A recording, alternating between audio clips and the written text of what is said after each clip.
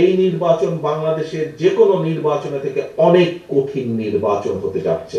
জনগণের সঙ্গে থাকুন, জনগণকে সঙ্গে রাখুন। বিএনপি সকল ক্ষমতার উৎস জনগণ। আমাদের কিছু কিছু নেতৃবৃন্দ, কিছু কিছু কর্মী, কিছু কিছু সহকর্মীর মধ্যে একটি চিন্তা ঢুকে গেছে যে এখানে সাগর বোধহয় খুব সম্ভব বলেছিল খুলনা থেকে যে আমরা ক্ষমতায় গেলে, কিছু কিছু সহকর্মীর মধ্যে ঢুকে গেছে এমন একটা ভাব যে আমরা ক্ষমতায় বোধহয় চলে যাচ্ছি বা চলে গিয়েছি। সহকর্মীবৃন্দ, আপনাদের সকলকে আমি অনুরোধ করব, একই সাথে আপনাদের সকলকে আমি দৃঢ়ভাবে বলবো, আমরা ক্ষমতায় যাইনি। আমরা ক্ষমতায় যাব কিনা আমরা জানি না। তখনই আমরা ক্ষমতায় যেতে পারবো যখন আমরা বাংলাদেশের জনগণের সমর্থন পাবো।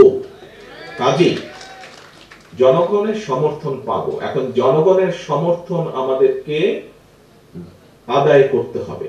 জনগণের সমর্থন যদি আদায় করতে হয়, এখানে আপনারা আজকে যারা উপস্থিত আছেন আপনাদের সকলকে কিন্তু আমরা এখানে আজকে আমন্ত্রণ জানিয়েছি একজন নেতা হিসাবে। হতে পারেন আপনি একজন জেলার নেতা, হতে পারেন উপজেলা বা হতে পারেন ইউনিয়ন পর্যায়ের নেতা, কিন্তু আপনি নেতা বলেই কিন্তু আজকে এখানে আপনাকে দাওয়াত দেওয়া হয়েছে এবং সেজন্যই নেতা। আপনার কথা, আপনার কাজ, আপনার উঠা বসা, আপনার চলাফেরা সবকিছুর উপর নির্ভর করছে বিএনপির আগামী দিনের ভবিষ্যৎ। বিএনপির আগামী দিনের ভবিষ্যৎ। আপনি বিএনপিরই হন না কেন, আপনি ছাত্র দলেরই হন না কেন, আপনি যুব দল, স্বেচ্ছাসেবক, কৃষক দল, মহিলা দল, যেই দলের নেতাই হয়ে থাকুন না কেন, আপনাকে মানুষ এক বাক্যে চিনে বিএনপি হিসাবে। কাজেই আমাদের আগামী দিনের আমাদের সকল কিছু এমন হতে হবে যাতে জনগণের সমর্থন আপনার প্রতি থাকে, যাতে জনগণের সমর্থন দলের প্রতি থাকে। নেতৃবৃন্দ, এইটা যদি আপনি চিন্তা করেন, আচ্ছা ঠিক আছে তারেক রহমান কিভাবে বলবে সেটা তারেক রহমান কিছু একটা বলে টলে সামলে নিবে, আচ্ছা ঠিক আছে দলের মহাসচিব মির্জা আলমগীর উনি এটা বলে সামলে নিবে, ওনারা দেখবে। এই ছোটখাটো বিষয় এগুলা যদি কেউ কিছু করে এগুলা কে নজরে দেয়? নো, এটা খুব ভুল ধারণা। দায়িত্ব আমার একার না, দায়িত্ব স্থায়ী কমিটির সদস্য সকলের একার না, দায়িত্ব আমাদের সকলের। এই দলকে রক্ষা করা, এই দলকে সামনে নিয়ে যাওয়ার, রক্ষা করার দায়িত্ব সকলের। আমি কেন্দ্রে আছি, আমি কেন্দ্র থেকে আমার দায়িত্ব পালন করব। আপনি উপজেলা লেভেল, জেলা লেভেল বা ইউনিয়ন লেভেলে আছেন, সেখানে আপনি একজন নেতা হিসাবে আছেন। আপনি যেই মূলদল সহ যেই অঙ্গ সহযোগী সংগঠনই হন না কেন, আপনাকে আপনার দায়িত্ব পালন করতে হবে। আপনারা নিশ্চয়ই শুনেছেন, খেয়াল আছে অনেকেরই, আমি কিছুদিন আগে বলেছি জনগণের সঙ্গে থাকুন, জনগণকে সঙ্গে রাখুন। সহকর্মীবৃন্দ, আপনারা প্রায় একটি কথা বলে থাকেন, আমার সাথে যখন দেখা হয় তখনও বলেন, আপনারা বলেছেন, আপনারা অতীতেও বলেছেন, বর্তমানেও বলছেন, বিভিন্ন বক্তৃতা বিবৃতিতে আপনারা বলেন যে বাংলাদেশের জনগণের আস্থা বিএনপির উপরে আছে। এই কথাটা আপনারা বলেন। প্রিয় সহকর্মীবৃন্দ, এই আস্থাটা ধরে রাখা কিন্তু অনেক কঠিন ব্যাপার। এই আস্থাটা ধরে রাখা কঠিন ব্যাপার। জনগণের আস্থা আপনাদের উপরে আছে, আমাদের উপরে আছে, বিএনপির উপরে আছে। এটি ধরে রাখার দায়িত্ব আপনার এবং আমার এবং আমাদের সকলের। নগদের সর্বোচ্চ বার 167 টাকা রিচার্জে পাবেন 1 লাখ টাকা পুরস্কার। আরো আছে প্রতি সপ্তাহে পুরস্কার ও ক্যাশব্যাক। এটি ধরে রাখার দায়িত্ব কিন্তু জনগণের না। জনগণ আস্থা রাখবে তার উপরেই যে জনগণের সাথে থাকবে, জনগণ আস্থা রাখবে তার উপরেই। জনগণ যখন দেখবে যে আমি তার উপরে আস্থা রাখেছি এই কারণে, কারণ আমি যেভাবে চাই সে সেভাবে কথা বলছে, আমি যেভাবে চাই সে সেভাবে বিহেভ করছে, সেভাবে চলছে, সেভাবে উঠছে, সেভাবে বসছে। প্রিয় সহকর্মীবৃন্দ, এই কথাগুলো আমি এই কারণে বলছি, আপনারা হয়তো মনে মনে কেউ কেউ ভাবছেন যে তারেক রহমান এই কথাগুলো দুদিন আগেও বলেছে, একই কথা বারবার বলে কেন?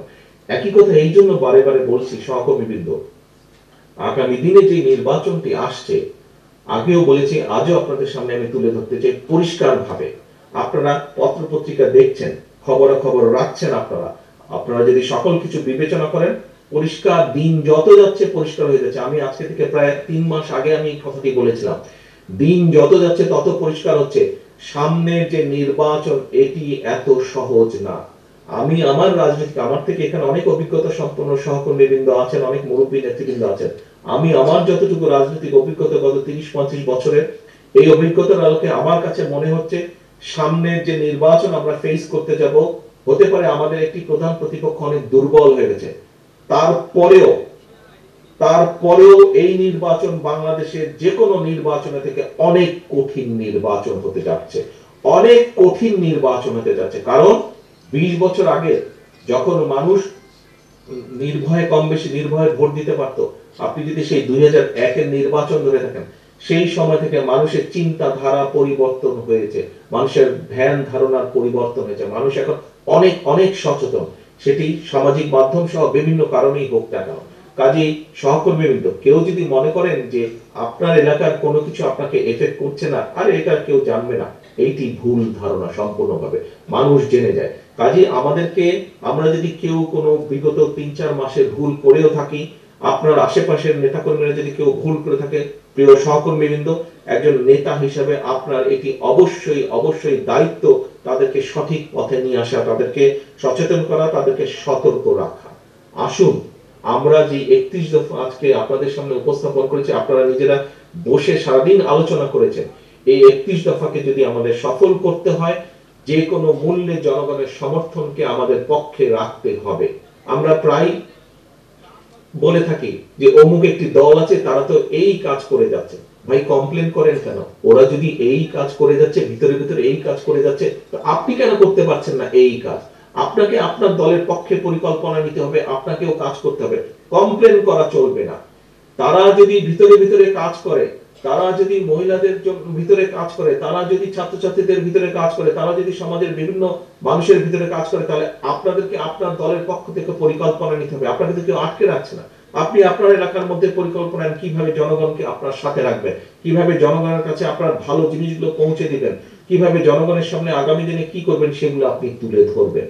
প্রিয় সহকর্মীবৃন্দ, এই সকল কিছু, আজকের সকল আয়োজন, এই যে আপনারা কথা বললেন, বক্তব্য রাখলেন, আমি আপনাদের সাথে কথা বলছি, সকল কিছুর লক্ষ্য এবং মূল উদ্দেশ্য বা মূল লক্ষ্যই হচ্ছে জনগণের সমর্থন আমাদের পক্ষে রাখা, এবং একই সাথে আমাদের যে পরিকল্পনাগুলো, সেই পরিকল্পনাগুলো যাতে আমরা বাস্তবায়ন করতে পারি।